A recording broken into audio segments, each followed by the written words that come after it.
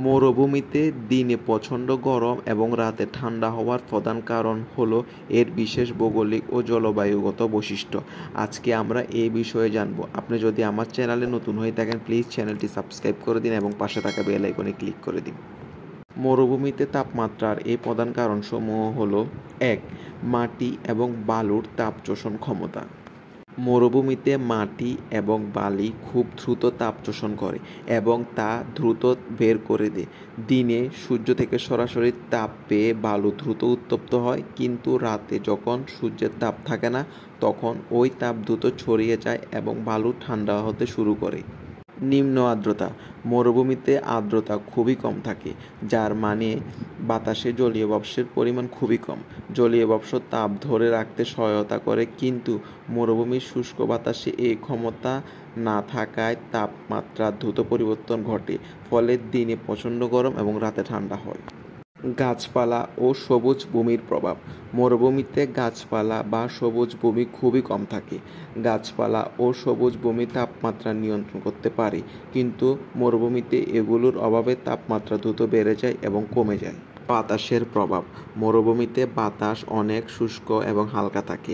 এ বাতাস তাপ সরিয়ে নিতে তেমন কার্যকর নয়, ফলে দিনের বেলা সূর্য তাপ সরাসরি পৌঁছায় এবং বালু তাপ শোষণ করে নেয়, কিন্তু রাতের বেলা যখন সূর্য ডুবে যায় তখন তাপ দ্রুত বেরিয়ে যায়।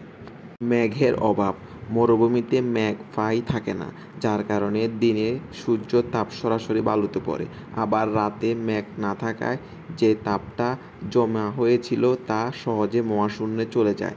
মেঘ তাপ ধরে রাখতে সাহায্য করতে পারে, কিন্তু মেঘের অভাবে রাতের বেলায় তাপ দ্রুত কমে যায়। বায়ুমণ্ডলের ঘনত্ব। মরুভূমির উপরের বায়ুমণ্ডল অত্যন্ত পাতলা থাকে। বায়ুমণ্ডল যদি ঘন হয় তাহলে তাপ ধরে রাখতে সাহায্য করে, কিন্তু মরুভূমিতে বায়ুমণ্ডলের ঘনত্ব কম থাকায় দিনে সূর্যের তাপ সরাসরি ভূমিতে পৌঁছায় এবং রাতে দ্রুত ঠান্ডা হয়ে যায়। তাপ নির্গমন।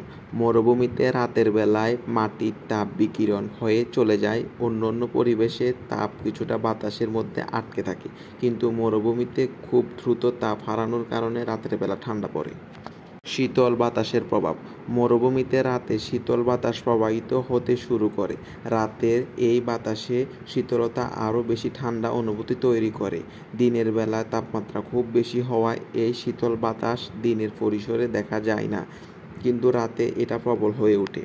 ভূপ্রকৃতি ও উচ্চতা। কিছু মরুভূমি সমুদ্রপৃষ্ঠ থেকে উচ্চতায় অবস্থিত, যেমন সাহারা মরুভূমি।